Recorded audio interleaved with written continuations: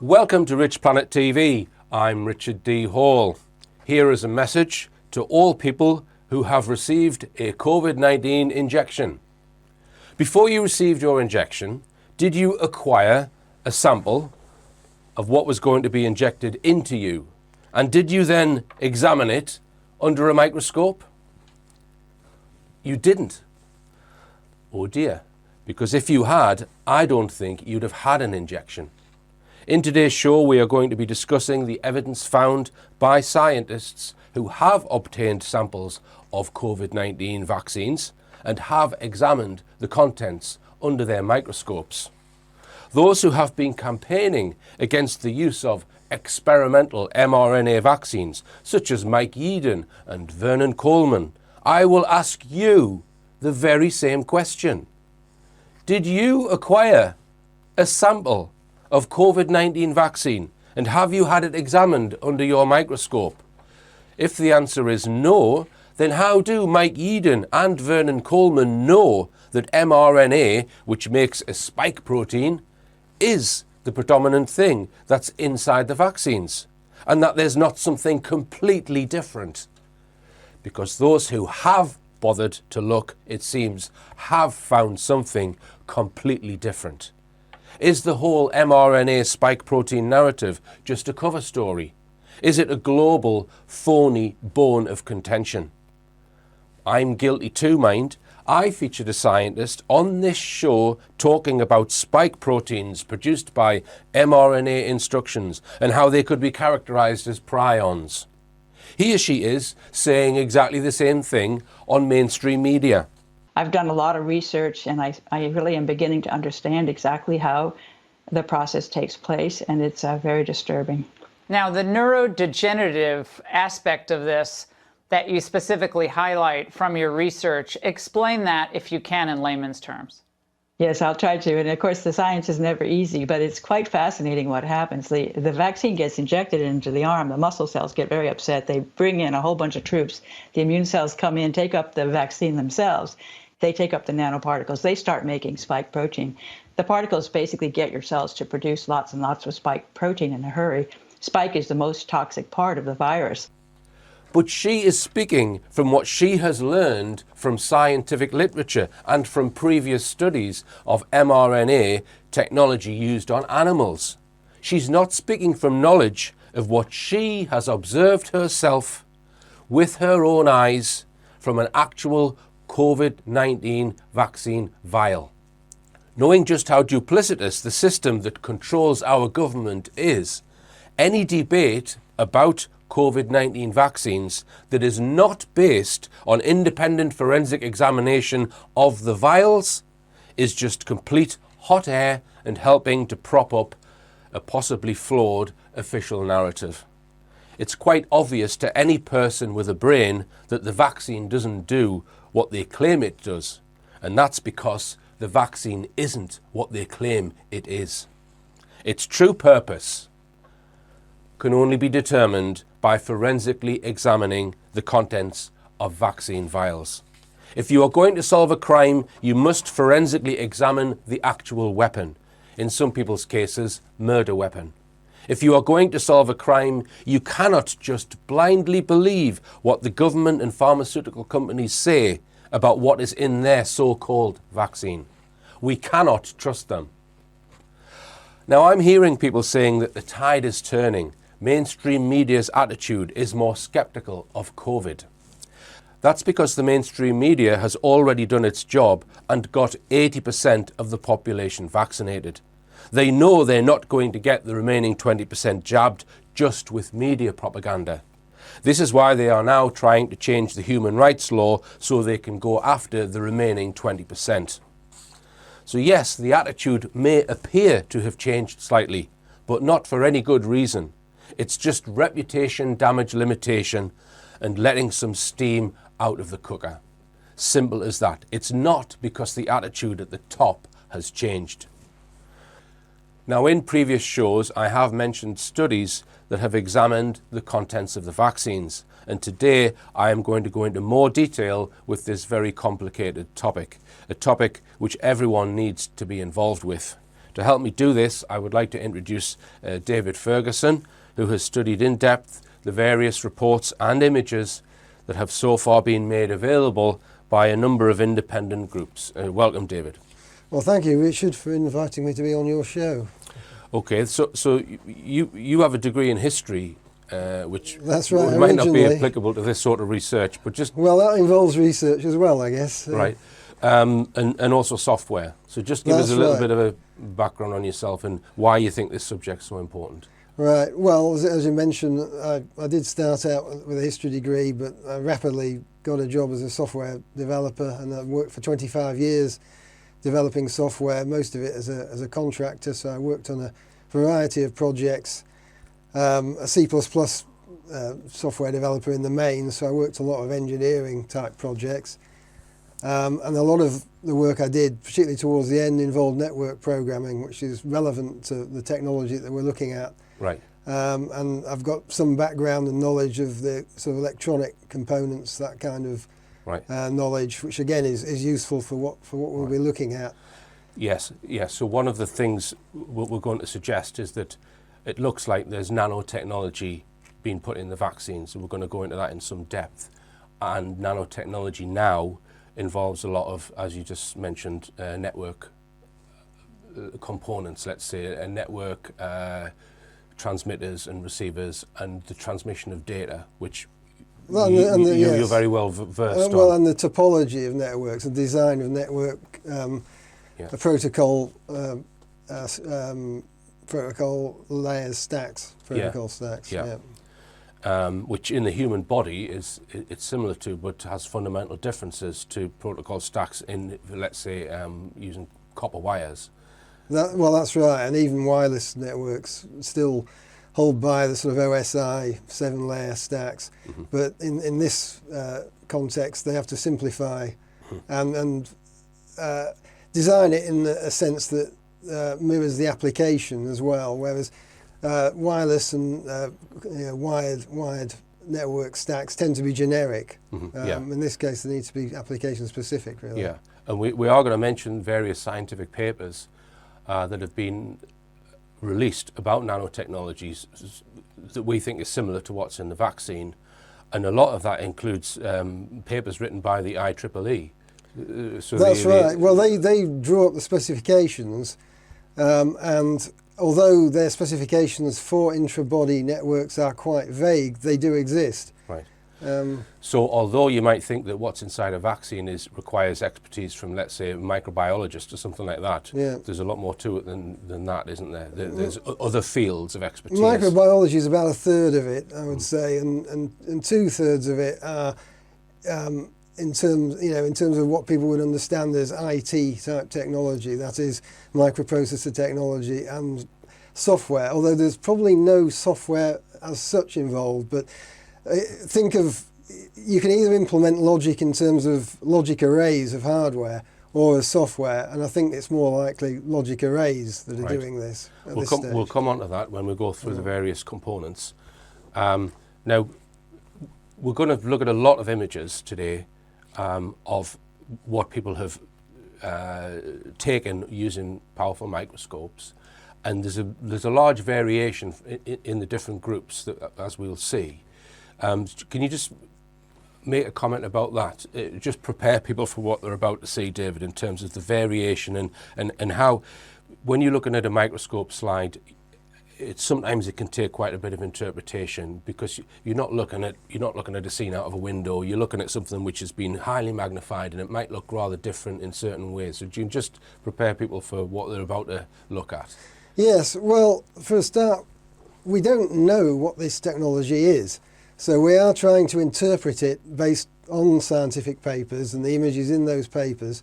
So we could get that wrong. We've got to say that, we can't really be certain about a lot of it. Some of it I think we can be. But we're going to look at a number of different studies, and one of the things we're going to draw out today is the range of studies that have been done, because that's not something that's generally being covered in the alternative media. People have just put up their individual studies, but not necessarily drawn out the common characteristics across those studies. So I think that's one of the things we're looking for, is common characteristics because that's the evidence that we're trying to accumulate here. Right. Perhaps a bit more than interpretation, actually. Right. Now, recently somebody sent me 3 vials, 3 unopened vials of the Pfizer-BioNTech vaccine, right? And I've invested in a microscope and I have done some microscopy on one of the vials. All right, so I'm confident now that the images that we're going to show you, at least some of them are genuine, because I've seen the same things under my microscope that have been produced in certain studies, and I know that the vials were unopened because you have to actually break the cap when you take it off. All right, so I'm going to show some of that later in the program of me examining, doing my own research, but I have verified it to a certain point and seen similar images. So I'm confident that at least some of these studies are genuine that we're going to look at. And just to mention how difficult it is to get hold of these vaccine vials, I'm going to read out an email that I received from a pharmacologist who was working for the NHS.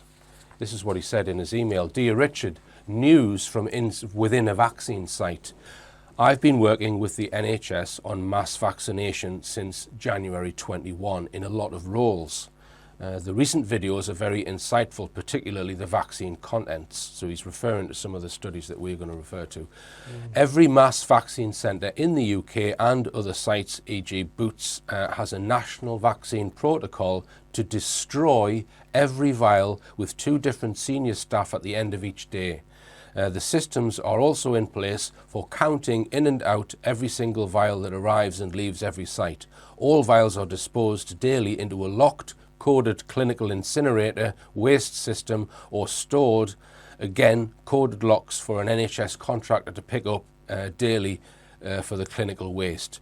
If you want to get hold of vials, your best bet is to seek out independent pharmacies doing COVID jabs, right? So he's explaining there that it is difficult to get your hands on an unopened vial, but a number of people have, and they've examined them. And like I said, I would encourage Mike Eden to do the same, or Vernon Coleman and all of the people who were talking about mRNA, because for all I think RNA may have been discovered in some of the vaccines. Possibly, we'll come on to that. We do.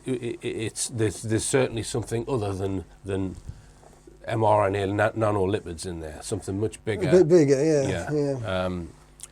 Okay then, David. We'll come on to your study now, because David has very kindly put together this document, which I might make available as a download. Now, what we could do, there's various studies, various scientific groups have taken photographs of the vaccine using microscopes, and they've published them. So there's at least half a dozen that I'm aware of. Yeah, well, there's more than that, but yeah. There's more than that. Rather than go through each one in turn, what we're doing is we're going through some elements of nanotechnology, because the average person isn't that familiar with nanotechnology. We're explaining nanotechnology that has been developed over the last 20 years. We're going to give a brief, we're maybe going to go through 12 different types of nanotechnology or 12 different components. We're going to explain it, and then we're going to look at all of the images which seem to show that type of nanotechnology. And then we're going to look at multiple studies of microscopic images together, which support certain evidence. Yes. So the first thing we're going to discuss is carbon nanotubes. David, do you want to just give a brief comment on what a carbon nanotube is and how long they've been around? Right. Okay. Well, carbon nanotubes, I think, were discovered in 1991, and they're one of the allotropes of carbon that are synthetic. So carbon nanotubes can be created by folding a carbon nanoribbon, a graphene nanoribbon, should I say, and this is probably the method that's being used for these carbon nanotubes that we see in the body, both, as we'll see in some of the images, both in the body and in the vaccine. And I should also point out that these have also been discovered on the swabs used in the testing, right, and on the masks, that, right, the surgical masks. Right. So carbon nanotubes are extremely strong for their size. They're 100 times stronger than steel. That's right. They've got properties of metals in that they can conduct electricity and heat. Yeah. And really, the graphene and carbon nanotubes and other developments are considered a breakthrough really in nanotechnology, enabling them to do all sorts of things on a very small scale that they weren't prior to 20 or 30 years ago. Yeah. So I'll just read out a little bit on carbon nanotubes from David's paper. Carbon nanotubes also possess high surface area, high elasticity, accompanied by ultra lightweight and excellent chemical and thermal stability. Owing to their high aspect ratio, they have the capacity to easily cross biological barriers, to be internalized by cells, leading to the use of carbon nanotubes for drug delivery as well as biosensing.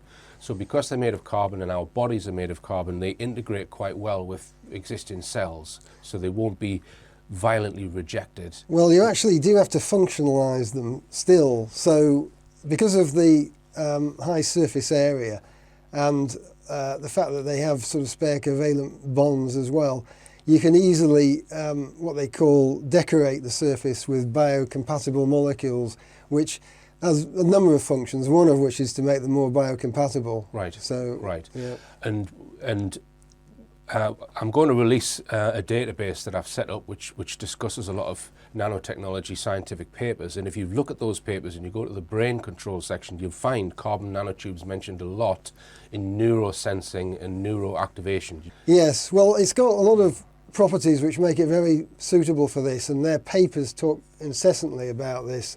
So as basically as an electrode for neuromodulation, both sensing and actuation. So they can be used essentially as a transducer in that context. So just to interrupt you, a transducer is something which can receive information about something it's connected to. Yeah. And it works the other way. It can actually convert an electrical signal into, say, movement or the release of chemicals from the surface of a carbon nanotube. So because, we should point out, carbon nanotubes are essentially two-dimensional objects because they're created from graphene sheets, and graphene is just typically one atom thick. Mm-hmm. So they have the perfect aspect ratio. That enables them to get into cells and to get in past the blood-brain barrier, but also it means you've got the biggest surface area for psychoelectrical stimulation. So they're very sensitive because they conduct electricity very effectively. The electrons are very free moving on them. So they're very sensitive. So any chemical or movement even that they detect because of their flexibility in the brain. So any kind of neural activity they'll pick up very easily and translate that into an electrical current, which makes them a sensor, a transducer. But it also can work the other way, so that a signal sent to them can then be used via an electrode process as a way of actually stimulating neurons. So let's just spell that out in basic terms then. They can read what you're thinking and make you think something. Well, I think that's the intention, yes. Yeah, right. I think that's what... Potentially. Potentially. Now, when I first found out about carbon nanotubes, you often see diagrams and they look like engineering structures in terms of they're perfectly cylindrical and straight, but that's not how they appear in all of the studies we're going to look at, including what I've seen under my microscope. No. These things look far more biological, let's say. So do you want to just make a comment on that, the fact that they're not necessarily, just because it's what we think of almost like an engineered item, they're not like that, are they? No, they don't. I mean, they have properties that make them look like some kind of parasite, worm-type creature, reacting to outside stimuli. For example, if you breathe on them, they tend to react. Now, of course, that is consistent with what I've just described as a very sensitive transducer. Right. They're picking up organic molecules from your breath, and they're reacting to it and creating electrical properties within the nanotube, which probably is what causes it to flex. And it can react to electrical stimulus and heat as well. Yes, right. Yeah. All right, and so let's move on to the images then. So we're going to look at some images. This is, as I said, this is from multiple studies, and I have confirmed that some of these studies must be genuine because I've seen very similar things under my microscope with the vial that I've received, right? So we're not, we're not sure about every single study, every single image in every single study. We're skeptical of some of it. Are we, David? Yes, we are. I mean, I think we have to. We know what we know because we've seen it under the microscope. Yeah. Right, and beyond that, well, I think we have to have a healthy dose of skepticism, but at the same time, we must report what what's been put out there. Yeah. So right now, in David's document, he's highlighted 19 different sources of information. A lot of it's videos online that have presented studies. Okay, so those 19 studies are all listed at the end of his document. So the number in square brackets denotes which study it's from or which video it's from, and then they're then numbered. So we've got the first one is from study number 2, so it's 2001. So people can find out where what the source of the image is by looking at that number. Just explain that first. So the square brackets denotes the study. So if it's square brackets number 2, that means the first 2 images that we're showing there on the screen, they're from the same study. Okay, so just to point out that numbering convention. So the first image we've got there on the screen is an alleged carbon nanotube with a lot of sort of technical things at the end of it. So do you just want to start commenting on these images? You'll see various different colours in these images. The colour doesn't always denote anything. Sometimes colours are used in order to bring out detail. They're not necessarily the actual colour of the item. That's right. So I would say, though, that some people have observed carbon nanotubes in other colours. Now that could be open to interpretation, but one of the things that it does put us in mind of are these Morgellons fibres. So at the back of your mind, although Morgellons tends to be a much larger object, larger fibres than these are. These are much smaller here. Yeah, so Morgellons, usually you can see it with your naked eye. Whereas you're probably not going to be able to see any of what we're looking at now with your naked eye. Yeah? No. So this is from Dr. Pablo Camper, who I've actually made contact with. We'll come on to that in a bit. And these are some of his images. So you just want to make yes. So these are quite early images. One of Camper's early studies when he produced images, and this first image here shows quite a typical formation of a carbon nanotube with the sort of flayed ends to it. That's the first. If we go on to the second image here, another one from a similar study, a carbon nanotube showing flayed edges and quite transparent. The carbon nanotubes come in 2 forms, single-walled and multi-walled. Mm-hmm. The single-walled is just one rolled tube of a carbon nanoribbon. The others have tubes within tubes. We go to the next image. This next image here again shows a number of these carbon nanotubes. As you can see, some of them are more transparent than others. Mm-hmm. And again, the flayed ends on one of them, but in other cases you just get a tapered end. So those are just 2 characteristics, morphological characteristics of them. On to the next image on the Moderna. So Camper looked at all 4 of the common vaccine types. So what we're showing here really is that you find this in all of these vaccines. And here we've got a sort of an accumulation of different carbon nanotubes all relating together. And one of the interesting characteristics that you do see from time to time, to the point that it's worth pointing out, is this little tube that's sort of crossing over the larger tubes. I don't know why that is, but you do see it. So there may be something interesting to look at there. That's a much closer up image. Yeah, the close-up image there is just to give you some idea of the transparency, and also the fact that you can just see the surface is a little bit decorated there with other chemicals, other molecules maybe, which is the functionalization aspect of it. Just to address a question early on, people might say, well, how do you know it's a carbon nanotube?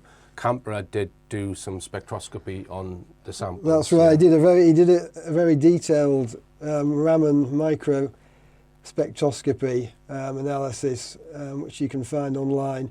in which he showed that these are graphene-based. Right, which suggests that they Yeah, are they are. carbon nanotubes. That's right. Okay, so this is another study now, David, number 6, which is... this is Dr. John B's study of Pfizer. So again, this is a study. So this is a completely independent study to Campbell. Yes, completely independent. And he's looking at Pfizer, and he's finding carbon nanotubes as well. That's right. Yes. So he is, and some of the characteristics here, which we'll see in other images. That first image on the top left, you can see that there's an accumulation of other objects at the top, towards the top of it, which is something that which is characteristic. They tend to pick up these little spheres. Right. And another thing that I'll also note is below that image, you've got a carbon nanotube seemingly with a relationship with a piece of, I would think, is graphene oxide. And again, you can see that, we'll see that in later images. And those brighter colours in these sort of more dark field type microscopy denote some metallic substances. So you wouldn't find that on an organic substance, I don't think, those brighter colours. Okay. Right, we get the next scene.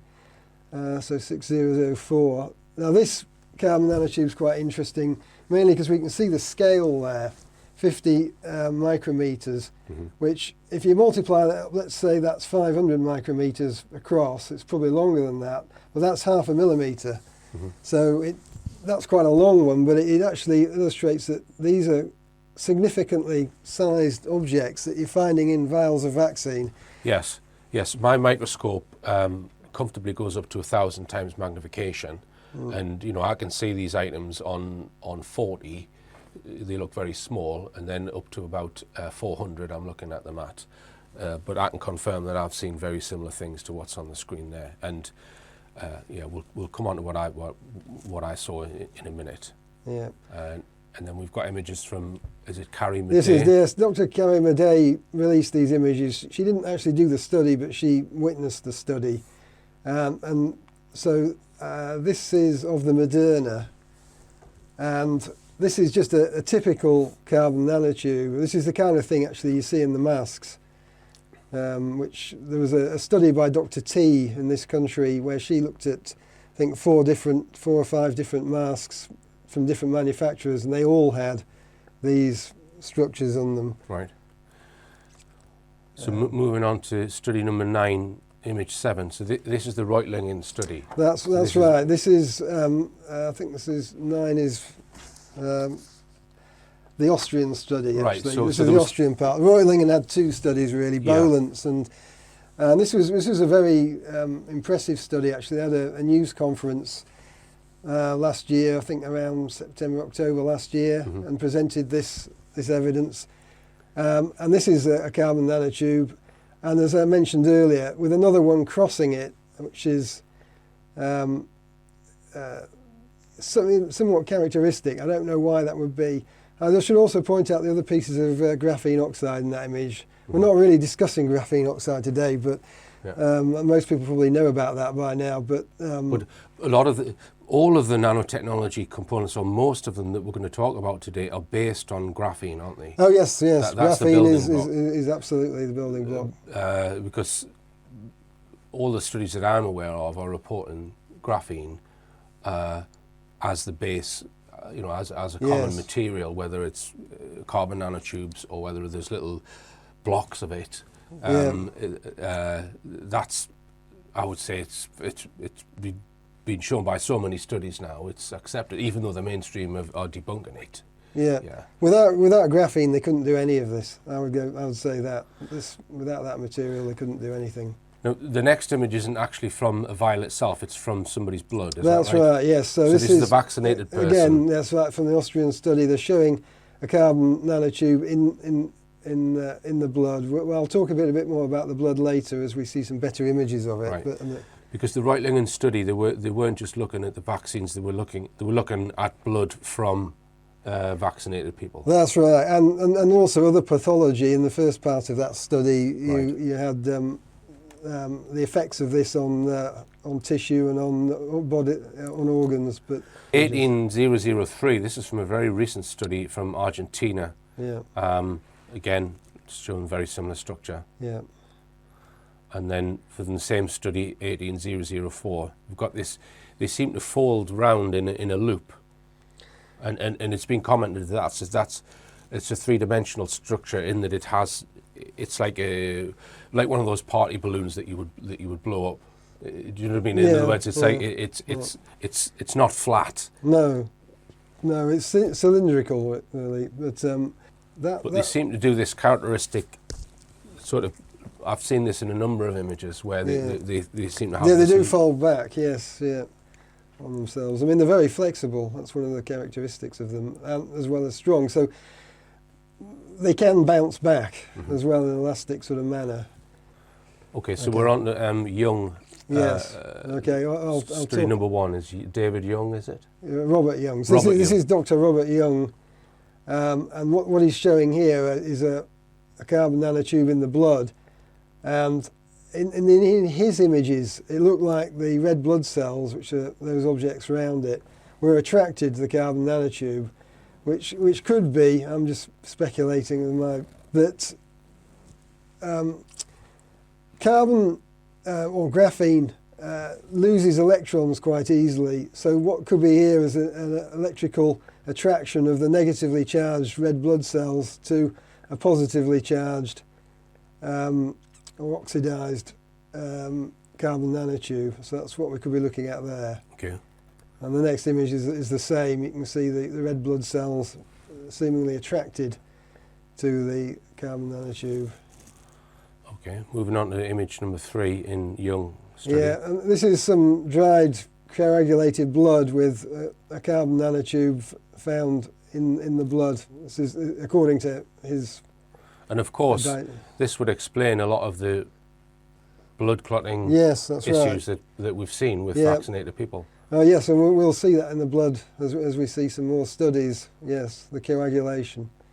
So this is another study, number 5, where again we see blood cells. That's right. So we've got this image shows images found by German researchers. There's a video on up on the internet showing this.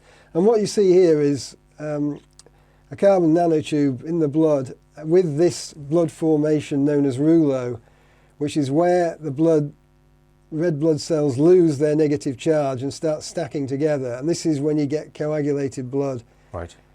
So in normal blood, you won't see all the blood cells lining up like a load of polo mints like we see in there. No, they'll all be completely separate, Yeah. really equidistant from each other, not overlapping. Yeah. That's So it's making the blood behave in a way which isn't healthy. very unhealthy. I mean, the other thing that causes this kind of blood formation is electromagnetic radiation. That's being shown. Right. There may be a connection there as well. So similar images, again from this German study, number 85. Yes, this is from Reutlingen. Yes, this is from the. This is from Dr. Axel Boland, who showed his results in the Reutlingen conference. And we see the same effects yes, on the we do. on We the see blood. the same rouleau effects on the blood with these carbon nanotubes in these two images. Yeah, so this is, there's a number of people who have seen this. And again, we see the same, not quite as bad rouleau in the, this is Dr. Zandre Botha on the Stu Peters show. She showed these images, a carbon nanotube in the blood. And that blood is a little less rouleaued. It's going that way, Right. but it's not as bad as the previous images. So we've covered carbon nanotubes. We're going to, we might discuss at the end why all of these things might be in the vaccine, right? But we're just looking at evidence of photographs of what's in the vaccine and how it relates to nanotechnology. That's what we're looking at the moment. We'll discuss the nanotechnology in more detail. Yeah. But the next thing that we're going to talk about in regards to nanotech is carbon nanofiber octopuses. Okay, That's so right. carbon nanofibers are characterized by being solid cylinders of carbon or graphene. They can grow as octopus-like structures. The nanofibers that form the carbon octopus could be useful to create connections or contacts for supercapacitors. They could also be used as junctions for synapse connections.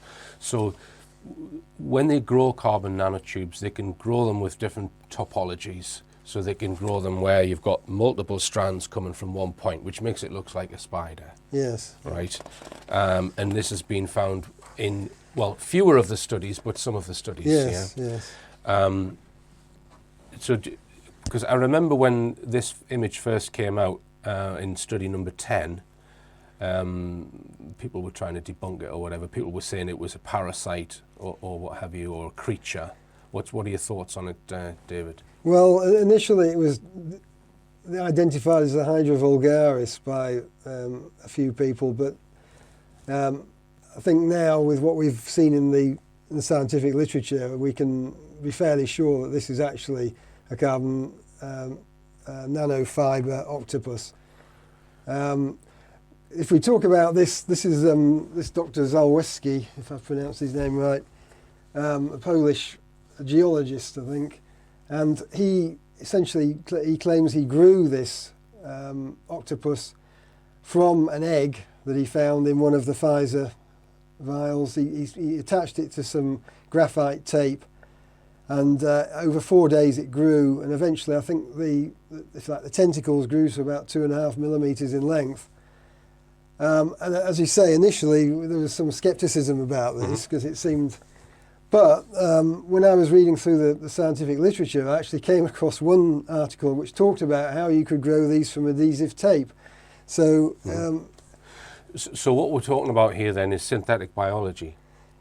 Well, I don't know if I'd say it's biology, because at the end of the day it is just carbon and mixed with some metallic substances like bromine and aluminium. Right. Well, things like placing them, for example, would use this DNA method. Right. Right, whereby there may be DNA on the surface of both the location where you want to actually position the carbon nanotube, and maybe on the carbon nanotube itself. It's not quite clear how this mechanism works, so that the two relate to each other, and therefore it's able to position it. But from the point of view of growing carbon nanofibers or carbon nanotubes, no, that's just a chemical process, I guess. Right. So because a lot of people looking at that image, they'll think, it's biology. It's biology. They will think that, yes. But you don't think it's biology. No, I don't think it's biology at all. Right. No, I think it's right. So 17001, we're looking at what we're looking at there, David. Well, that's Ricardo Delgado from the Quinta Columna. He found one of these, I think, carbon nanofiber octopuses in one of the Pfizer vials he examined. So that's what that is. And then we've got images from Dr. Carrie Madej as well, who also produced images of a very similar looking thing. From the Moderna. So I think that's what she was looking at. So again, yeah. Okay, so we come on to another area of nanotechnology. When we say nanotechnology, just to reiterate, we're talking about in vivo nanotechnology, which is put inside your body. There's other fields of nanotechnology with things that fly around and what have you. We're not talking about that. We're talking about stuff that can be put inside your body and perform some sort of function. Yeah. So we come on to graphene quantum dots. Graphene quantum dots are small particles whose properties improve due to the effect of quantum Hall. They amplify electromagnetic signals and with it emission distance, especially in environments such as the human body, enabling an analog wireless transceiver. The semiconducting properties of GQDs enable them to form a network through which they can monitor and effectively neuromodulate as neurotransducers. Graphene quantum dots are variable, and many properties, including the degree of surface oxidation, surface charge density, doping status, or links with polymers, can be dramatically different, yielding different interaction behaviors with biomolecules. They can be created through the degradation of graphene sheets. So again, this is something which requires graphene as its base component. Graphene quantum dots can acquire various morphologies, for example, hexagonal, triangular, circular, or irregular polygon. They are able to penetrate cell membranes. Graphene quantum dots emit fluorescence and so are used in drug delivery, biosensing and imaging with blue and green photoluminescence. So again, it's based on graphene like carbon nanotubes are, but this is something which is smaller. The other thing about graphene quantum dots is they can be used in a similar way to what we would use logic gates or electronics. Yeah. So yeah, we'll be getting on to how they're used that way. I mean, you can think of them as the building blocks, really, of this nanotechnology. Without graphene quantum dots, a lot of it probably wouldn't work. right, and apparently they can align in a long chain and create this similar function to a wire. That's right. They can pass either energy or a message along it, but without actually passing electrons. That's right. Well, we might talk about that. That's the quantum dot cellular automata. Yeah. Which is an equivalent to, if you like, the logic gates that you find in microprocessors. But as you say, instead of actually using electricity, they use quantum characteristics of quantum dots and of graphene at the quantum level. So we've not seen many images of evidence of the quantum dots. I guess they are. You need a better microscope to find them. Yeah. Well, just a little. I'm not going to find them with this. No, right? not easily. So what's the image you've got on the screen there, David? Well, I mean, what they're showing here. This is a still from a video, which I think was a German doctor took this, and he's identifying these quantum dots based on their luminescence. But those are the other blue things in there are red blood cells. And what you can see there is you can actually see quantum dots penetrating the membrane of those red blood cells. So the thing marked A, you can see the quantum dot on the exterior of the membrane of the red blood cell, and then C and B, you can see they're actually penetrated into the cell. So that it shows, one of the many characteristics of them, that that there's no barriers in the human body to these little objects. Right. Okay, so we come on now to quantum dot cellular automata. Right, Yeah. Quantum automata. So let me just, from my own knowledge of electronics, just to try and draw a parallel first before I read this. In an electronic circuit, you have a positive and a negative, and you have that provides energy to a circuit. So the electrons go around that circuit. With this type of automata, an automata meaning something that does something with information or bits of information. It's something that can store information, add information, or hold data, or something that a computer would normally do. But the way that it's done on a nano scale is you don't have a positive and a negative, so you don't have all of that problem of a circuit board.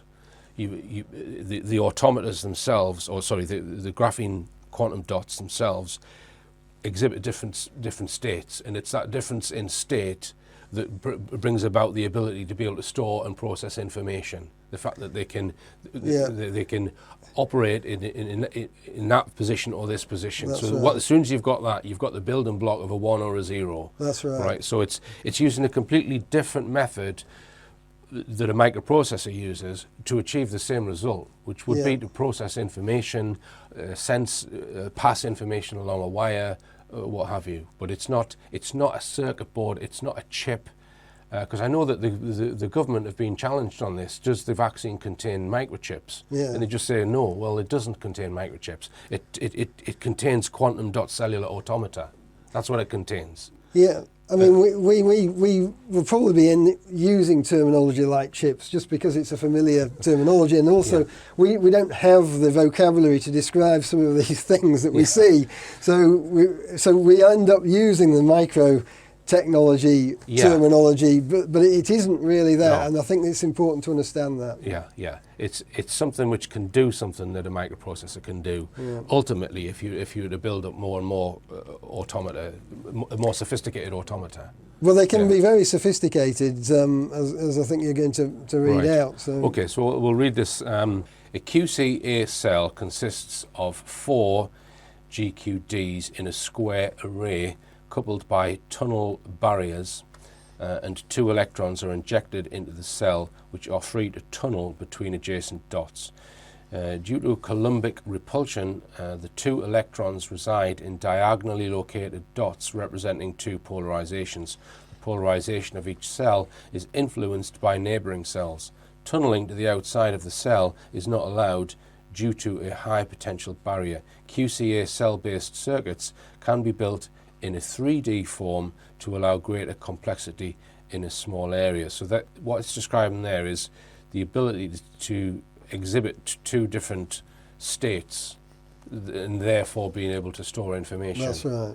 Yeah. When the QCA cells are combined, cables and circuits are created where inverters, crossovers and logic gates are created, enabling the production of transistors, processors, transceivers, multiplexers, demultiplexers and consequently of any router. So it's performing the same function that many electronic devices perform, but it's not using a positive and a negative and a circuit in the way that an electronic circuit no need does. for a circuit, no. Right. A wire can be built by placing several QCA cells in a row. And again, you know, when you're using wires, you always have the problem of short circuits. So if something touches that wire, it's going to break. Whereas you don't have that problem with this nano stuff. It's not, you know, you're not going to get a short circuit as you would with a normal electrical chip. When the polarization state of the first cell of the array changes, subsequent cells tend to assume the same polarization state due to the Coulomb interaction effect, enabling the information transmission through the wire without electric current flow. So this sort of stuff, although they're suggesting that it's to be used inside your body, it could be used to revolutionize the whole of computing, couldn't it? They're going to be putting this stuff everywhere. Right. You know, everything will have this in it. This is what they call an intelligent smart dust type sort of environment. To develop a nano router requires cable crossings, which form logic gates, demultiplexers and parallel to serial converters. Demultiplexers are devices capable of receiving a signal at the input QCA and sending it to one of several output lines, which allows the signal to be routed for further processing. The parallel to series converter is a circuit capable of taking several sets of data as input, transporting them through different QCA cables and transmitting them at different moments of time through the output cables. The fundamental logic gates in QCA are majority voter and inverter gates, since any other logical component may be implemented from them, i.e. full adders, multiplexers and memory cells. So these are the building blocks of a microprocessor. The majority voter is only composed of 5 cells, 3 input cells, 1 output cell and a center cell, which is the decision-making cell. From the majority voter gate, other logical gates can be deduced, such as AND/OR gates. So this, just to summarize it, what this is describing is something that can go inside your body, which is completely unseen, which can do the same job that a computer can do. You wouldn't be able to do that with conventional microelectronics, because it's not going to be able to roam around your blood or your body, whereas this stuff can. Yeah. I mean, we're going to look at some more images now, which suggest, which may be consistent with quantum automata. Now, within this next section and the section on bow tie antennas and self-assembly, where we discuss straight-edged, square-shaped items, some of these images might be explainable as being common salt crystals formed from saline solution. We're not certain what the square-shaped items are, but we've included them all for further discussion. In order to determine if nanotechnology is present, as I will discuss later, Mick Anderson is seeking to have DNA testing carried out which will compare known DNA nanotechnology sequences with vaccine samples, and then we'll know for sure. So do you just want to start with this 19001, David? Yes, well, this was probably the first image that we saw of something that looks like what we'll call a chip. I mean, in many ways, the analogy between a chip and this QCA terminology does break down quite quickly, because the chip has etched, a microprocessor has etched out silicon, creating transistors. And when we talk about transistors in this concept, which we will be talking about to a certain degree, we're not talking about them used as logic gates. We're talking about them in a context of being a sensor, which we'll come on to later. So there are no transistors involved in this technology. Just these gates, or these arrays of quantum cell automata, which would be on the surface of something like this. Right. Although they can be used to make something similar to a field effect transistor. Yeah, but they're used, I think, for a different purpose, not for gate arrays as they would Right. be in the silicon Right. world. Right. Right. So this 9001, this is was this from the Reutlingen study? Yes, that's right. This is, I think, Well, there was this a is number of very the rectangular Austrian- objects that That's were right. seemed to be moving around. One of them Yeah. looked like a SIM card. Yeah, it did. Well, we'll see that in a bit. So I think this was the first study that we really saw a number of these. It was in the Austrian presentation at Reutlingen. These are just a few stills from their videos, so it's worth watching their videos to get the real effect, particularly when we move on to what they called the SIM card, which was this very square object which moved around, which we have a couple of images of there. Okay, yeah. And then when we get to The submarine. the submarine, yes. Well, this was again from the. This is actually from Bolant's presentation at Reutlingen, and this was probably one of the first pieces of self-assembly that we saw, because this object, this is a still taken from the video, this was moving around quite purposefully. This object, as if it was on a mission. But I think we can see here that there is some clear signs that something's been assembled here. This isn't a random. Right. So we'll come on to self-assembly in a later We will section, do, yeah, right? yeah. Again, another study, number 13, showed very similar rectangular sort of moving objects. Yeah, this is allegedly from Dr. Andreas Nowak, who I believe is now deceased. That's another story. At the end of a video, which was actually anonymous, but people think that it was a video he took, there was almost a shower of these objects, and that was after he'd passed a magnet underneath a sample, which had produced some very dramatic effects. So maybe, I don't know if that would be related to the shower of these chips. But So 18005, 18 is the Argentinian study. yes, it is the Argentine study, and this was an interesting image. So they looked at Sinopharm, which is obviously a Chinese version of these vaccines. So I should point out that we've looked at Sputnik and Sinopharm as well in these other studies, and they show the same sort of characteristics. So it's not just the Western vaccines. I think they've all got these same characteristics. And what we've got here is it looks like two, let's say, rectangular objects stacked together and surrounded by what we will come on to in a minute, which might be a microbubble type structure. But it's an interesting image. We don't know exactly what to make of it, but.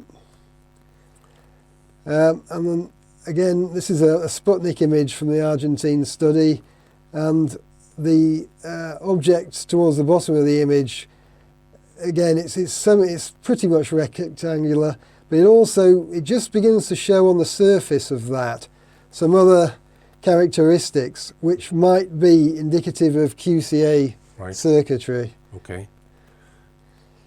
And then the next one down is showing graphene next to what might be some sort of... Yeah, that's right. So there we get some of that multi-layered graphene oxide. The darker it is, the more layers of graphene oxide there are.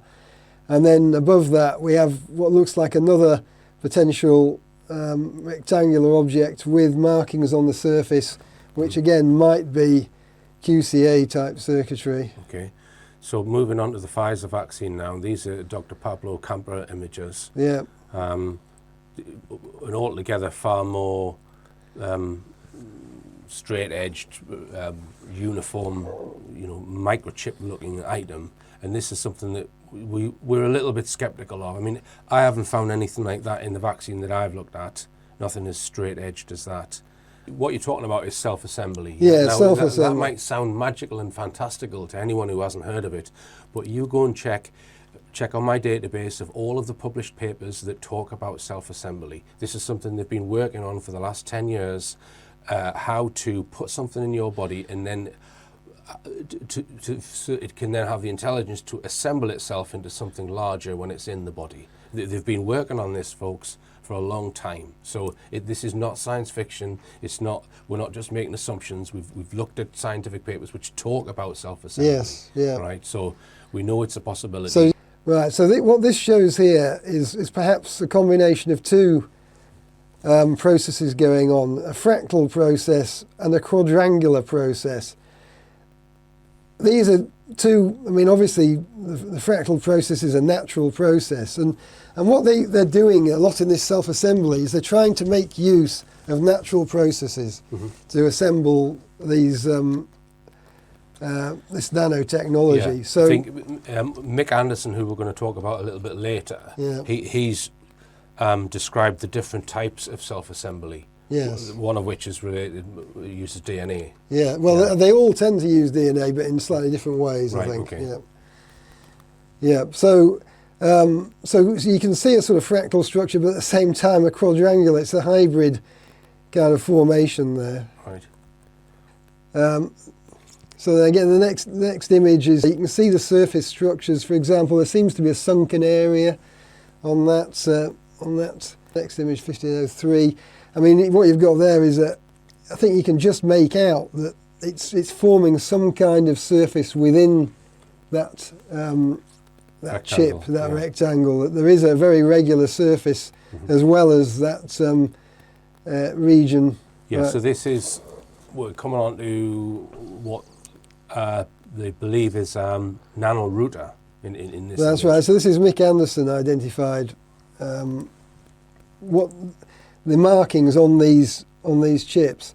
So what Mick Anderson has said about these chips is first that he's matched up the images which look like little scrolls on those chips with QCA designs, that's quantum cellular automata designs for nanorouters. Yeah. So he suggests that these might be nanorouters. Yeah, we'll come on to Mick Anderson. Mick Anderson's probably done the most in terms of interpreting. Oh yes, the nanotechnology. easily. I mean, we're following in his footsteps really here in many ways. If they're using logic gates, they're using quantum cellular automata, which if they want to do anything, be able to do anything they will need. Las nanoantenas, que se han desarrollado para funcionar dentro del cuerpo. Me limitaré a leer esto. Un requisito para las nanoantenas es la transferencia simultánea de información y energía de forma inalámbrica, dado que las ondas electromagnéticas transportan no solo información sino también energía. Se adquieren antenas capaces de convertir una señal a corriente continua utilizando un diodo rectificador de ultra alta velocidad. Se han propuesto antenas rectificadoras o rectenas basadas en conjuntos de nanotubos de carbono. Desde el descubrimiento de las capacidades únicas de antena de los nanotubos de carbono en 2004, en 2015, Kohler et al. Proporcionaron la primera demostración de rectificación óptica. Esto se logró utilizando un bosque de nanotubos de carbono alineados verticalmente, que actúan como nanoantenas con excelentes propiedades de absorción. Los diodos. Túnel de metal aislante de nanotubos de carbono fabricados sobre la matriz. Son rectificadores ultrarrápidos que generan una corriente continua. La eficiencia de conversión de energía alcanzable es de aproximadamente el 85%. Las antenas de parche nanop basadas en nanocintas de grafeno y las antenas de nanodipolo basadas en nanotubos de carbono, de aproximadamente 1 micrómetro de longitud, resuenan actualmente en la banda de 0,1 a 10 terahertz. He revisado muchos artículos sobre sistemas de comunicación intracorporal y todos coinciden en ese rango de frecuencia. Sí. Pensamos en 5G, pensamos en 29 GHz, ¿verdad? Así que suba hasta 1000 GHz o, bueno, 100 GHz, digamos, que son 0,1 terahertz. Estamos hablando de algo 10 veces más rápido que el 5G o incluso superior, y la razón por la que funcionan tan rápido es porque son muy pequeños. Las frecuencias resonantes se encuentran en la Banda de terahertz. Ahora han desarrollado todo tipo de técnicas para intentar explicarlo. Tienes una serie de cosas en tu cuerpo repartidas por todo el que necesitan comunicarse entre sí como una mini red inalámbrica interna, pero las ondas viajan a través de la piel. Las ondas electromagnéticas atraviesan tu piel a frecuencias de terahertz, y han desarrollado estas nanorredes que se adaptarán al interior del cuerpo humano. Ya sabes. Todo esto es bastante nuevo para mí. El hecho de que hayan desarrollado redes inalámbricas discretas que pueden caber dentro del cuerpo y que funcionan a frecuencias de terahertz, y todo se basa en el grafito. Antenas de grafeno en forma de pajarita, con dos secciones triangulares. El grosor de la antena es de 100 nanómetros y los nanododos de grafeno ubicados en el centro de toda la superficie rectifican el flujo de KACC. Las nanoantenas de grafeno plasmónicas con un diodo geométrico como el de arco también pueden captar energía del espectro infrarrojo, lo que garantiza un flujo constante de energía. Esta es una pregunta que mucha gente se hace. Dicen, bueno, está bien, ¿de dónde proviene la energía para estos sistemas? Y se autoalimentan mediante unos dispositivos llamados rectenas. Los nanoractenas de Bowtie tardan solo 6 milisegundos en cargar un nanocapacitor, en lugar de los 6 minutos que requiere una matriz de nanotubos de carbono. La nanomalla de grafeno podría actuar como un condensador. Entonces, los condensadores pueden almacenar energía que puede alimentar estos, entre comillas, circuitos. Las rectenas pueden funcionar en una matriz o conjunto. La potencia de salida aproximada de una sola rectena es de 0,11 nanovatios. Un mayor número de elementos conectados en serie puede aumentar la producción de corriente y potencia. Bueno, la gente podría preguntar, ¿para qué demonios sirve esto? Permítanme dar un ejemplo rápido para intentar ponerlo en contexto. Digamos que tienes nanotecnología en tu cuerpo y biosensores en cada uno de tus 80 órganos, ¿verdad? Y luego comunicarán todo lo que encuentren en esos órganos a una red inalámbrica central. Así, potencialmente, podrías tener un sistema automatizado que sepa lo que ocurre en cada órgano de tu cuerpo, que recopile esa información y que posiblemente la envíe al mundo exterior. Y lo mismo ocurre con el cerebro, porque Anderson considera que los sistemas están divididos en dos áreas distintas. Una monitoriza tu sistema corporal y la otra específicamente tu cerebro. Bueno, vale, entonces, ¿crees que hay evidencia de antenas? Y creo que esta es una evidencia bastante sólida, en mi opinión, con las antenas que Mick Anderson ha identificado. Sí, pues. Sí. Bueno, quiero decir que tenían dos opciones de antenas que podían usar, según la bibliografía. Normalmente podían usar conjuntos de nanotubos de carbono con diodos metal aislante metal para rectificar la corriente en la parte superior de ellos, o pueden usar estas antenas de pajarita, que tienen un rectificador ultrarrápido MIM, típicamente un rectificador ultrarrápido MIM, en el centro, entre los dos elementos de las secciones triangulares de la pajarita. Así que puedo mostrar una imagen de uno de los artículos de Mick Anderson en este punto, David, donde compara una imagen de la literatura científica que muestra una antena de pajarita con una de las imágenes del Dr. Pablo Camper, y es bastante similar. Sí. Entonces, en esta imagen de Fisher número 14, tenemos algunas estructuras fractales. Ahora bien, en esa imagen hay otra opción de antena, que es una antena basada en fractales, y existen artículos bastante recientes que describen estas antenas, y describen los usos de las antenas fractales. Existen 2 o 3 beneficios esenciales de las antenas de fracturación hidráulica. Una de ellas es la multibanda, es decir, que pueden transmitir y recibir simultáneamente en diferentes frecuencias. Y en segundo lugar, pueden cubrir un rango de frecuencias mucho más amplio con mayor facilidad porque tienen múltiples antenas. Y en tercer lugar, requieren menos. Dudo en decir componentes electrónicos para controlarlos, pero son más simples en términos de componentes y pueden estar hechos de una sola pieza. Así es, una pieza, y también mayores ganancias en el sentido de que pueden ser más direccionales, pero en muchos sentidos también responden a la radiación desde todas las direcciones. Son algo Direccionales, quizás incluso más que otros diseños de antenas. También en esa imagen, quisiera señalar que en el lado derecho vemos un nanotubo de carbono que rodea un chip, lo cual es una característica que debemos tener en cuenta para más adelante. Bien. Sí, ahí está. Así que parece que tenemos algún autómata conectado a un cable.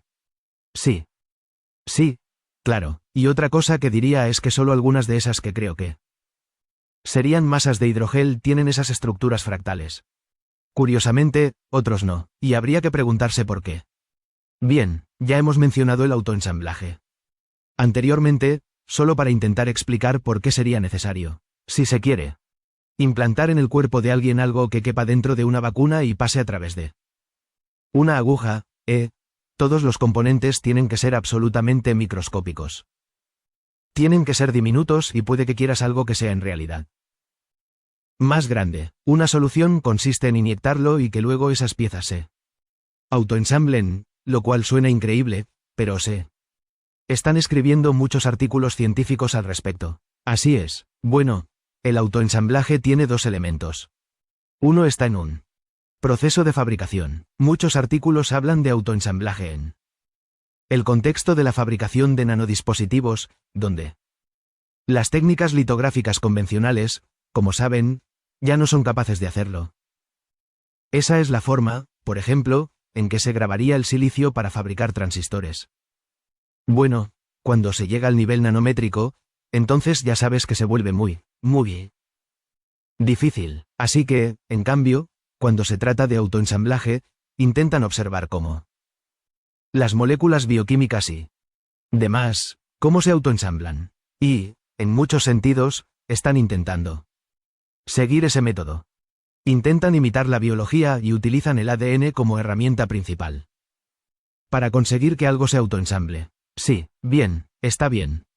Sí, los nuevos enfoques se basan en el uso de plantillas a nanoescala hechas de materiales sintéticos o biológicos para aprovechar la biología con sus capacidades inherentes de autoensamblaje. La fabricación ascendente aprovecha las propiedades intrínsecas de los átomos y las moléculas para dirigir su autoorganización. Bien, el origami de ADN es una técnica que utiliza cientos de oligonucleótidos cortos de ADN para plegar una larga molécula de ADN monocatenario, llamada cadena de andamiaje, en diversas arquitecturas nanométricas diseñadas. Las estructuras de ADN tienen un diámetro de 100 nanómetros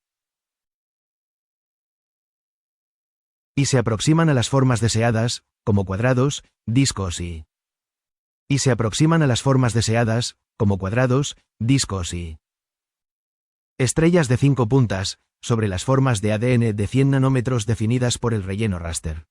La estructura de doble hélice tridimensional del ADN ofrece más ventajas que otros materiales a la hora de guiar las nanopartículas hacia un ensamblaje ordenado en 3D, así como en 2D. Está bien, entonces. Continúa, por ejemplo, la molécula de andamiaje de ADN proporciona la dirección para la localización precisa del transistor de efecto de campo SWC y T semiconductor. El origami de ADN ha mejorado drásticamente la complejidad y la escalabilidad de las nanoestructuras y, gracias a su alto grado de personalización y direccionamiento espacial, proporciona una plataforma versátil con la que diseñar dispositivos a nanoescala capaces de detectar, computar y actuar. ¿Crees entonces que algunas de las imágenes proporcionan evidencia de autoensamblaje, algunas de las cuales ya hemos analizado? Creo que esta es de Carrimat. Sí. 4005. ¿Qué es eso que muestra David? Bueno, una de las técnicas, si les gustan las técnicas básicas para empezar, es la que ha propuesto Mick Anderson. Utilizar una técnica conocida como teslafersis, que consiste en usar voltajes electromagnéticos, si prefieren un campo de voltaje, para dirigir las partículas hacia estructuras básicas, por ejemplo, cadenas, y creo que en esta imagen veremos que estas partículas se dirigen hacia una cadena. Esta es una técnica que se puede observar en una planta de fabricación, pero en realidad se está llevando a cabo en un portaobjetos bajo un microscopio. Creo que existen otros métodos para lograr lo mismo que la teslaferosis. Se pueden ver vídeos en YouTube de la Universidad Rice que muestran la teslaferosis, la cual utiliza una bobina Tesla para generar un campo cercano de muy alto voltaje. Así que tienes una imagen escrita ahí que crees que podría mostrar evidencia de autoensamblaje, que se parece un poco a un teléfono móvil antiguo. Sí, bueno, comienza así. Esta es la primera vez que vemos algo que podría parecerse a algunas de las imágenes que veremos más adelante. Ahora bien, no. Diría que se ve exactamente igual, pero según el Dr. Traxel Volant, esa se convirtió en la siguiente imagen. Bien, es decir, esto se parece a algunas de las otras imágenes de Campra. Sí, así es, sí, así pues, tenemos dos estudios completamente independientes que muestran estructuras similares. Sí, entonces el dispositivo que vemos allí. En esa imagen, el 8003, se convirtió en el 8004. Bueno, usted dijo 3 meses después. 3 meses después. Ahora bien, sospecho que eso se unió a otros componentes para crearlo.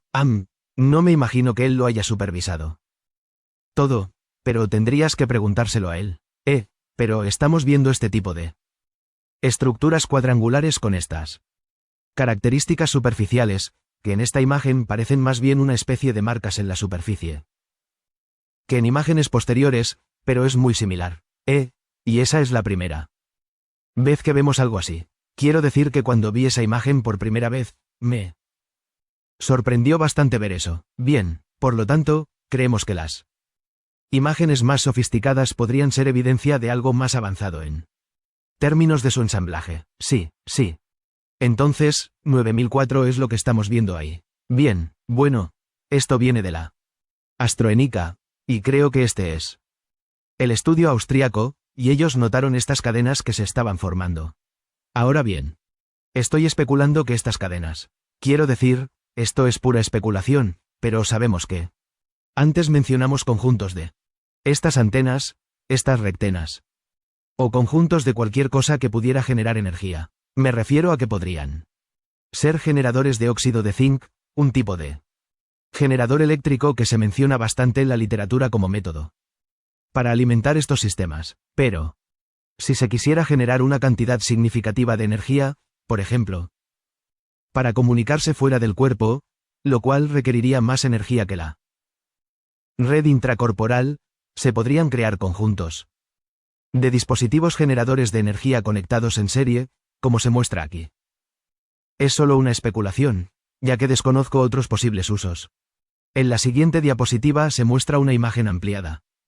Parecen estructuras bastante regulares, así que definitivamente son del mismo tipo. Diría que podrían estar intentando crear algún tipo de cable. Bueno, podría ser un cable, o quizás tenga que ver con, bueno, solo estoy especulando, porque creo que necesitan crear conjuntos de estos dispositivos para generar energía. Así que pensé en mencionarlo, y esa es la imagen más parecida que he visto a algo que pueda ser eso. Eso es todo, y la siguiente imagen es igual. Sí. Correcto, así que pasamos a este estudio argentino. Lo que tenemos aquí es algo de autoensamblaje. Es posible que esto sea similar al proceso de ferresis de Tesla, pero básicamente algo está atrayendo estos elementos a esta cadena, ¿verdad? Pero claramente creo que podríamos decir que es autoensamblaje porque no salió de la aguja. ¿No? Y 18002D. Nuevo en el Sputnik, creo que podemos ver el proceso de autoensamblaje en marcha. Pero hay algunos objetos de tamaño ligeramente diferente y estos me recuerdan a algo más. Ya veremos en un momento cuando hablemos de sensores y actuadores. Bien. Bueno, pues bien, de nuevo podemos ver en la Astroenica una estructura que parece autoensamblarse. Yo diría que eso en lugar de que venga de esa manera, pues no tengo ni idea de qué es realmente. Y luego la siguiente imagen más clara. Sí, sigue así, bien, y de nuevo una estructura muy cuadrada con quizás una zona hundida o elevada en el centro. Otra estructura. Obviamente proviene de la combinación de varias estructuras, creo. Y de nuevo, mirando estas imágenes solo para ver cuántas hay. Otra imagen más con zonas hundidas. Y ahora sí, allí hay otro tipo de estructura oblonga. Otra construcción sofisticada. Bueno, en estas imágenes posteriores, se pueden ver objetos con forma de chip. Así como nanotubos de carbono. Entonces, lo que tenemos aquí es un nanotubo de carbono que parece tener alguna relación con los chips.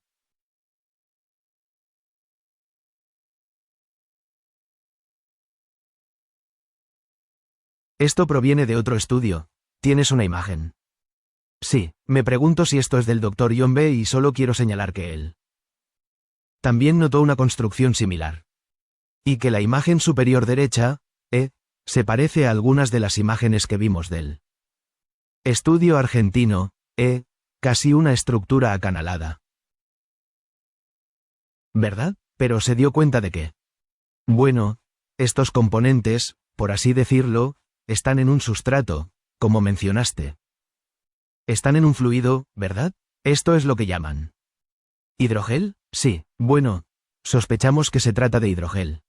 Lo que se ha observado es que, a medida que las muestras se secan bajo el microscopio, cualquier tipo de agua o lo que sea se evapora y queda este tipo de sustrato que aparece cuando el Dr. Campra realizó su espectroscopia de microscopía de rayos X. Él notó este pico de 1450 que surge de la espectroscopia y Mick Anderson hizo un análisis en el que revisó los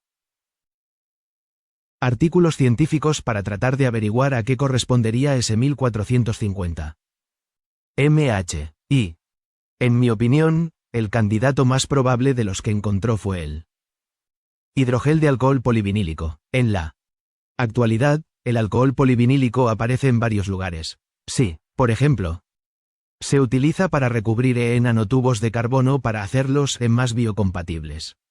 Bien. También ayuda en el proceso de convertirlos en electrodos.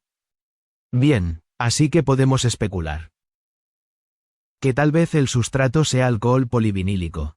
Existen otras posibilidades, pero este alcohol polivinílico puede servir, quizás, para varias funciones. Una de ellas es ayudar con la biocompatibilidad de esta tecnología. Pero también, debido a que tiende a tener ciertas capacidades electrónicas o eléctricas, podría ayudar en el proceso de autoensamblaje. Bien, y también como quizás otro mecanismo de comunicación entre estos diferentes componentes. Bien, bien. Y hay algunas imágenes. Por ejemplo, la número 217.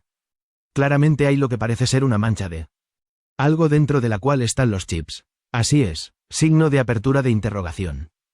¿Entonces crees que podría ser una gota de hidrogel? Sí, solemos ver a muchos de ellos sentados en esos grupos. Bien, entonces.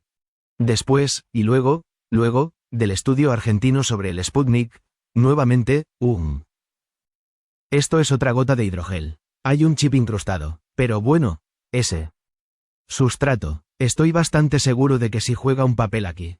Bien. Otro componente de la nanotecnología in vivo son los sensores y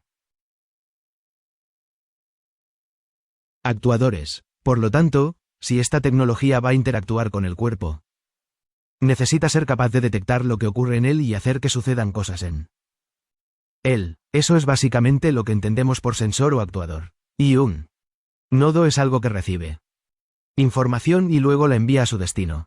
Pues voy a leer esto. Un nodo sensor nanogenérico incluye un recolector de energía, un mecanismo de comunicación, alguna lógica de procesamiento con nanomemoria y un módulo para detección y actuación. Los nanodiseños incluyen puntos cuánticos de grafeno, nanopartículas nanométricas o cintas nanométricas de grafeno.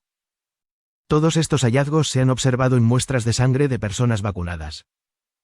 El sensor es capaz de detectar un evento óptico, biológico o mecánico con alta sensibilidad y convierte la respuesta en una señal eléctrica de salida. Un nanotubo de carbono puede utilizarse para construir un transistor de efecto de campo cuyo voltaje umbral de encendido, apagado, depende de las propiedades físicas del nanotubo de carbono, como la forma y la temperatura, o la presencia de un tipo específico de molécula. La gran superficie y la excelente conductividad eléctrica del grafeno. Permiten una rápida transferencia de electrones que facilita la detección precisa y selectiva. De biomoléculas. El actuador responde a una señal eléctrica de entrada para administrar fármacos o realizar modulación neuronal. El óxido de grafeno y el óxido de grafeno reducido se utilizan para la administración de fármacos. Entonces, dentro de esta nanotecnología tenemos sistemas que pueden transportar algo en su interior y luego, ante un desencadenante o una instrucción particular, pueden liberar una parte de un fármaco en una parte específica del cuerpo. Estas son técnicas estándar de administración de fármacos, así que no sabemos si eso ni siquiera está incorporado en la vacuna. Es posible que haya algún mecanismo de actuación ahí dentro. Bueno, este tipo de artefactos están presentes en la vacuna. Así que no sabemos para qué sirven, pero podemos identificar bastantes, creo. De estos actuadores y sensores, aunque en realidad hay más actuadores que sensores. Quiero decir, sí. Si no entienden esto, amigos, esto es un crimen contra la humanidad.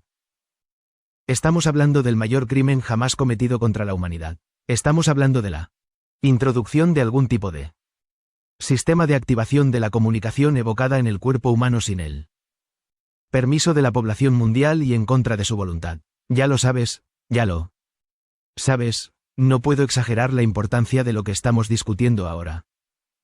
Y es ahí donde debe centrarse el debate. No se habla del COVID ni de las reuniones de los primeros ministros para hablar de cuál es el veneno. ¿Qué contiene? ¿Para qué sirve? ¿Cómo funciona? Porque la mayoría de los científicos no se han molestado en mirar dentro de un vial, ¿verdad? Lo que les mostramos es de qué se compone el arma. Aquí es donde debe darse el debate. Y si tienes esto en tu cuerpo, debes pensar detenidamente por qué lo permitiste. ¿Qué es lo que realmente hay en tu cuerpo y qué efectos tendrá en ti? Signo de apertura de interrogación. ¿Y qué vas a hacer al respecto? ¿Vas a quedarte ahí sentado y aceptar que tienes todo lo que has visto hasta ahora y que ahora sabes que está en tu cuerpo? Todavía no he mostrado mis imágenes. Pasaremos a eso. Bueno. Entonces usted cree que hay evidencia que demuestra que hay activadores dentro de la vacuna que van a cambiar algo en su cuerpo. En otras palabras, en algún momento va a producir un efecto en el cerebro, en los órganos o en lo que sea, que podría ser la liberación de un fármaco, una estimulación eléctrica o un actuador físico que detenga el flujo sanguíneo o que cause una hemorragia cerebral. Podría ser cualquier cosa. ¿No? Así es, sí, o sea, seguro. Es decir, ya hemos hablado de los nanotubos de carbono. Que, si miran la primera imagen que estamos viendo aquí, pueden ver en la parte superior izquierda un par de nanotubos de carbono. Pero si miras la imagen de abajo a la derecha, lo que tienes ahí es un nanotubo de carbono con un par de componentes unidos a él. Entonces, lo que se puede resumir de eso es que esos dos componentes adjuntos podrían ser con los que se van a activar. Bien. Debido a esta afinidad que tienen los nanotubos de carbono por las moléculas biológicas y otros elementos, son ideales para transportar fármacos a diferentes partes del cuerpo. Así que, como mínimo, los nanotubos de carbono pueden cumplir esa función, pero como veremos, también encontramos otros componentes y otros tipos de actuadores. Entonces, pase a la siguiente y, entonces 7001. De modo que esa imagen anterior era el Dr. John B. mirando el filtro. Este es el Dr. John B. mirando a la magna. Y lo que vemos aquí son, lo que se ha descrito como perlas coloidales. Ahora bien, estos son nadadores. Su función es la de nadar alrededor del cuerpo con un movimiento similar al de un flagelo. Y creemos que están compuestos de un nanotubo de carbono que atrae este tipo de cuentas esféricas, quizás magnéticas, que se disponen a lo largo de la longitud del objeto, tal vez con una cuenta más grande en la parte superior, a modo de cabeza, si se quiere, al principio. Y esto es lo que parece estar ensamblándose aquí en esta imagen de mADNA. Así que estos tienen una especie de movimiento de natación. La siguiente imagen muestra nuevamente el mismo tipo de construcciones que tienen lugar en el mADNA que mostró el Dr. John B. Y también quiero señalar En esta imagen que estos objetos circulares que ven alrededor, de los que hablaremos más adelante, también están involucrados en esto. De hecho, pasaremos a ellos a continuación. Bien, entonces, 11001 es una imagen impactante muy diferente. Sí, esta es una imagen que el Dr. Sandre Bota presentó en el programa de Stu Peters y estas son microburbujas que, de nuevo, pueden recubrirse con ese alcohol polivinílico que mencioné antes, lo que les confiere una especie de cualidad magnética que permite dirigirlas electromagnéticamente. Ahora bien, estas microburbujas se mencionan específicamente en la literatura para la administración de fármacos. Estos son los actuadores clásicos. Entonces, estos se inyectan en el cuerpo, guiados quizás mediante ultrasonido o frecuencias electromagnéticas a una parte específica del cuerpo, y luego, utilizando una frecuencia particular, estallan y liberan su carga útil. En ese punto hay varias imágenes, quiero decir, tienen una especie de estructura hexagonal muy regular, por lo que tienen 6 conexiones potenciales, de modo que pueden formarse en estas matrices, además de funcionar de forma independiente. Y luego, los investigadores encontraron algo muy similar. Así es, así que las encontró en Astroenica y en la FISA. Creo que estas imágenes provienen de la FISA. Algunas personas podrían decir, un momento, ¿no son esos los nanolípidos que estamos viendo? Bueno, estos son demasiado grandes para ser nanolípidos, porque los nanolípidos son nano. Por definición, sí. Estas son a microescala. Entonces, esto es, ya saben, no estamos confundiendo esto con lo que debería contener la vacuna, ¿verdad? Esto es algo completamente diferente. Entonces, existe la posibilidad de que la vacuna contenga una carga de fármacos que podría estar almacenada en el cuerpo de alguien y que aún no se haya liberado.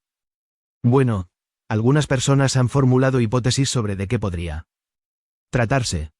Sí, entonces lo que has descrito bien podría ser que estén en una especie de estado latente, esperando ser lanzados. Sí, podría ser algún medicamento que hayan decidido que va a ayudar a todos los que padecen cáncer, pero de nuevo, podría ser algo que simplemente acabe con tu vida o, bueno, lo que sea que hayan decidido poner ahí. Así es, sí. Bueno, volvemos al tema de los nanotubos de carbono, pero en este caso, tenemos nanotubos de carbono con estructuras cristalinas en uno o ambos extremos. Ahora bien, estas estructuras cristalinas confieren aún más capacidad de electrodo a los nanotubos de carbono, lo que los convierte en un sensor aún mayor. O, potencialmente, también en un actuador activador, pero hemos visto bastantes imágenes de este tipo, así que si bajamos veremos más de Camperra, un primer plano de este tipo de estructura cristalina unida a un nanotubo de carbono. ¿Verdad? Y de nuevo vemos esta azulada. Bueno, supongo que no podemos decir que realmente es azul, pero no descartaría que haya color involucrado, pero de nuevo, en cada extremo. Aparentemente tiene algún tipo de línea cristalina. Sin duda refleja mucha luz bajo el microscopio. Estos nanotubos de carbono se están funcionalizando probablemente para un uso particular. Sí. Y, para reiterarlo, en la literatura científica los nanotubos de carbono se asocian a menudo con la interfaz cerebro-máquina. Sí. Conectando neuronas individuales dentro del cerebro o incluso creando una malla completa sobre él. Cerebro existente. En la literatura se menciona que reemplazan los axones. En realidad, provocan un cortocircuito en los axones del cerebro. Se pueden utilizar para eso porque creo que son más eficientes que los axones naturales que conectarían las neuronas normalmente. Pues que han hablado de ello en su propia literatura. No quiero que sepas esto, eso está en su propia literatura. Bueno, esta siguiente imagen muestra más bien una estructura coloidal donde se añaden componentes esféricos a la cabeza y al cuerpo de los nanotubos de carbono. Para crear estos nadadores, tienen una especie de efecto de cola con forma de bandera, que les permite nadar como espermatozoides o algo parecido. Otra imagen que muestra el mismo tipo de construcción en el Fisher que mostró Camper, y luego otra imagen. Igual. Y esta imagen de aquí de nuevo sugiere claramente a un nadador con una Estructura craneal peculiar. Me refiero a que algunas de estas estructuras pueden transformarse. Así que hablaremos de eso en un rato. Pero ya sabes, se podría decir que tiene una estructura tipo cola para nadar y la cabeza tiene alguna otra función. Me refiero a que tal vez esa cabeza esté creciendo a partir de ese trozo de óxido de grafeno de ahí, ¿verdad? Quiero decir, que tal vez esté en construcción, si quieres. ¿Verdad? Entonces, si algo se está cultivando de esa manera, ¿eso implicaría instrucciones de ADN o no? Creo que simplemente es algo químico. Creo que es un proceso químico. Estas imágenes me parecen, las microburbujas que vimos antes, las que vio el Dr. Camper, se ven un poco diferentes porque creo que es una forma distinta de microscopía. Bien. Pero ciertamente tienen un tipo de característica similar. Entonces, 5001. Tenemos células sanguíneas allí alineadas de nuevo como vimos. Eso es justo. Ahí, bueno, como dijimos anteriormente, encontramos estos micronadadores en la sangre. Así que, esto no es una fotografía de la vacuna. Esta es la sangre de una persona vacunada así. Y se puede observar la sangre agrupada. Y esta forma particular de nadadores parecen estar creados puramente de hidrogel, lo que les da una textura suave que les permite ser menos dañinos dentro de los tejidos y del cuerpo mientras flotan en el torrente sanguíneo. Creo que micronator o algo así fue el nombre que Mick Anderson asoció con estas estructuras, y encontró algunas imágenes de estructuras similares. O sea, claramente no creo que sea una estructura natural, y los médicos que han examinado la sangre durante décadas nunca habían visto este tipo de estructuras en la sangre. Bien, y la naturaleza fluorescente de esa imagen sugiere que se trata de una especie de construcción a base de carbono. ¿Verdad? Y esta siguiente imagen es del Dr. Axel Bolans y de nuevo muestra estructuras similares en la sangre. La imagen de la izquierda muestra sangre antes de la vacunación. La imagen del centro se tomó 4 horas después de la vacunación.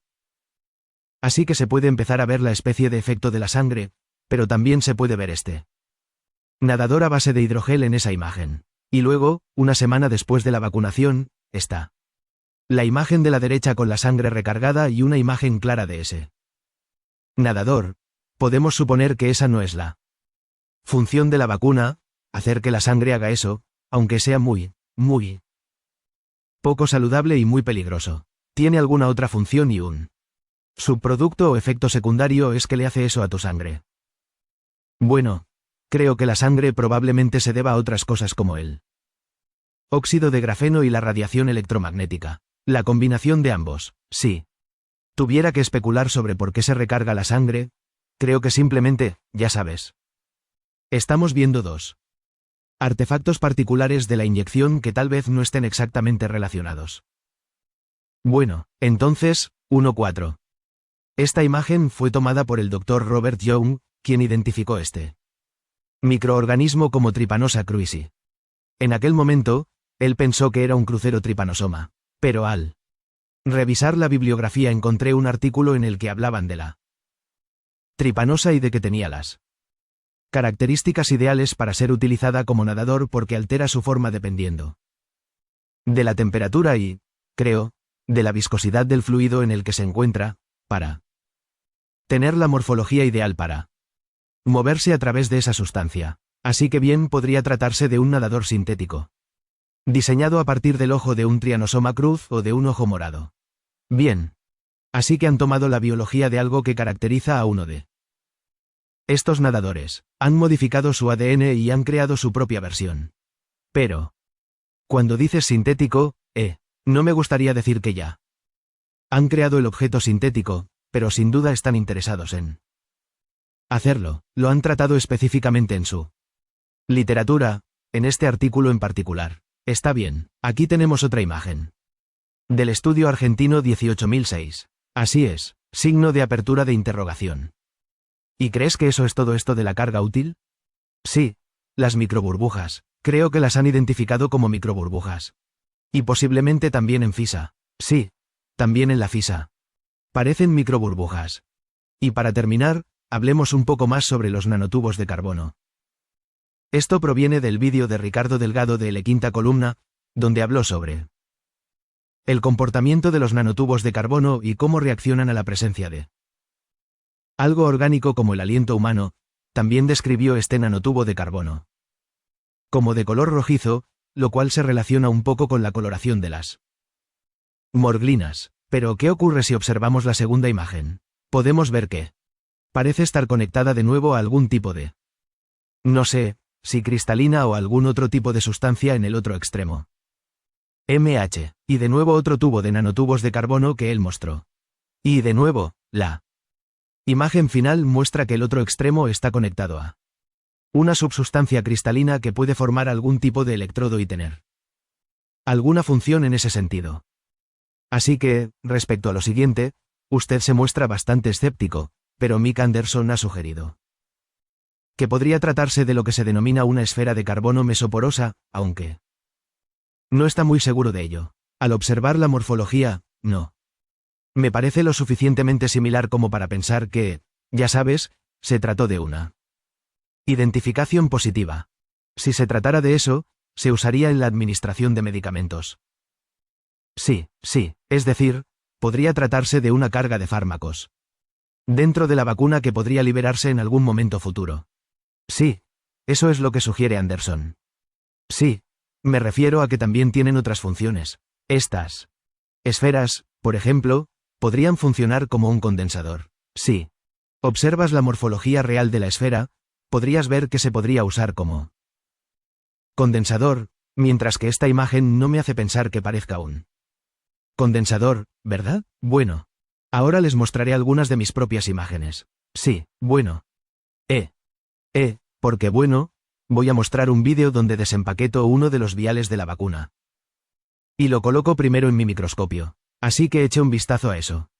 Hoy voy a examinar una vacuna contra la COVID-19 bajo el microscopio. Tal vez recuerden que hice un llamamiento a quienes pudieran conseguir muestras de la vacuna para que me las enviaran. Y recientemente recibí unos viales. Esta es la vacuna FISA de BioNTech. Y alguien me ha enviado muy amablemente 3 viales. Ahora, me voy a tomar mi tiempo con esto porque no soy un experto en microscopios. Pero lo estoy grabando todo. Porque creo que es importante que vean todo el proceso por el cual he recibido estas vacunas. Lo sostendré ahí para la cámara. 1, 2, 3. Esto se conoce como comunidad. Que, como ya dije, es la vacuna de FISA Biotech. Solo estoy viendo si hay alguna fecha ahí. Sí. Dice 6-2022. 6-2022. Así que supongo que significa junio de 2022. Y aparentemente diluyen estas con solución salina antes de inyectarlas. 6 partes de solución salina por una parte de vacuna. Está bien. Ahora tengo algunas láminas portaobjetos y algunos cubreobjetos. Y también una jeringa para poder sacar la vacuna de los viales y ponerla en la lámina portaobjetos. Pero creo que es importante que analicemos las vacunas de forma independiente. Y veamos qué contienen. Simplemente estoy mirando para ver si hay algo anómalo, algo que no debería estar ahí. Si observas imágenes de los supuestos nanolípidos que contienen las vacunas contra la COVID-19, verás que son pequeñas esferas difusas, extremadamente pequeñas, del orden de 100 nanómetros de diámetro, que probablemente no podrás ver con un microscopio que solo alcance un aumento de 2000x, ¿verdad? Pero lo que debería ver es un fondo bastante uniforme. No deberías ver ningún objeto rectangular ni nada parecido, que es lo que algunas personas han afirmado que contiene la vacuna. Como decía, quiero hacer esto simplemente para obtener una verificación independiente. Está bien, así que me voy a tomar mi tiempo. Y prepararé esta diapositiva con el mayor cuidado posible. Pero sin duda se trata de viales sin abrir, porque cuando se quita la tapa morada, se rompe.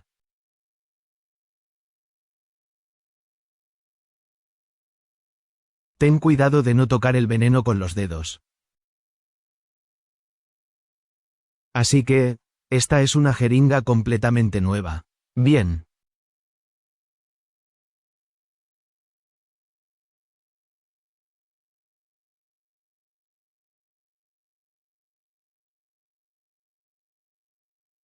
Entonces, necesitamos. Aquí tenemos el cubreobjetos, o perdón, la diapositiva.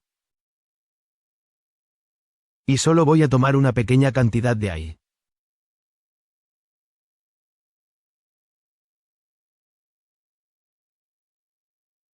Perfora la pequeña membrana. Listo, hacia el fondo.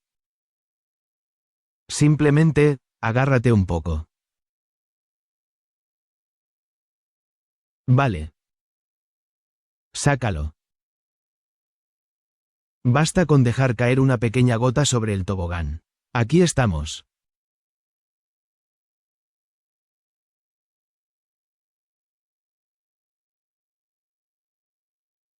De acuerdo, creo que ya es suficiente. Vale. No muy bien. Dejemos eso de lado. Esa es la que he usado. Bueno, cubrebocas.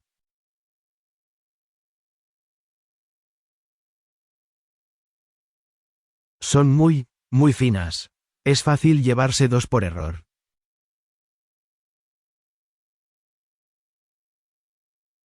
Bueno, bien.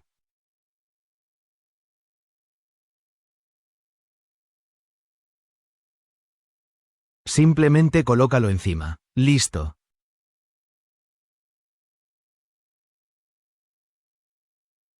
Bien.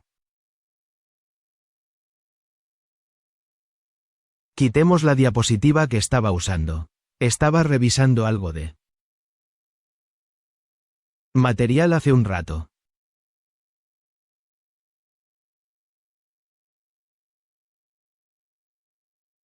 Vale. Coloquemos nuestro tobogán.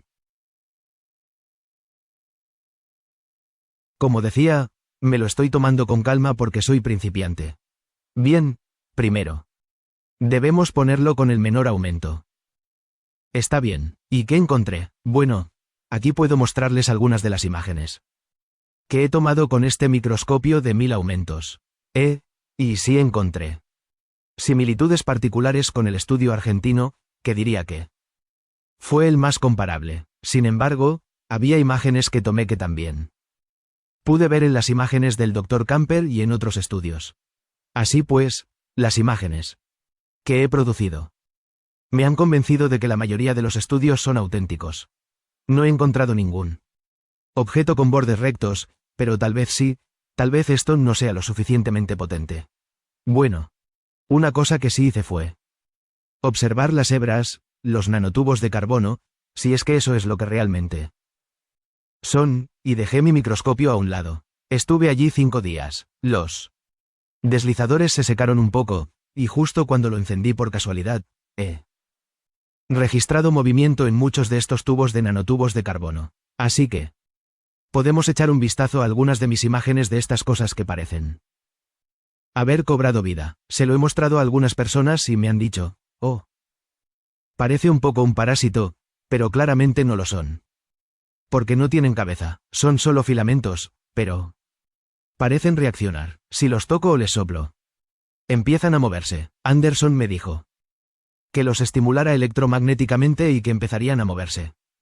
Todavía no lo he probado. Así que, si se han vacunado, esto es lo que hay dentro de su cuerpo, ¿verdad?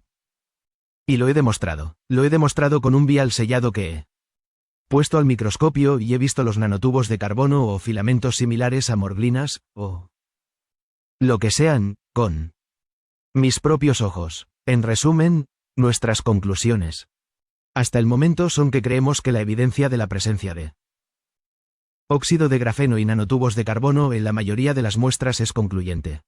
La eficacia de las inyecciones es muy alta. No podemos afirmar si se trata de un autómata cuántico, una nanoantena o un sistema de autoensamblaje, ya que la evidencia presentada hasta ahora podría explicarse como cristales de sal. Sin embargo, no descartamos la posibilidad. Es importante conocer estos avances en nanotecnología, ya que podrían incorporarse a las inyecciones de forma encubierta. Sabemos que los nanotubos de carbono pueden utilizarse para la modulación cerebral, pero con la evidencia disponible hasta el momento, no está claro cómo se podría lograr esto.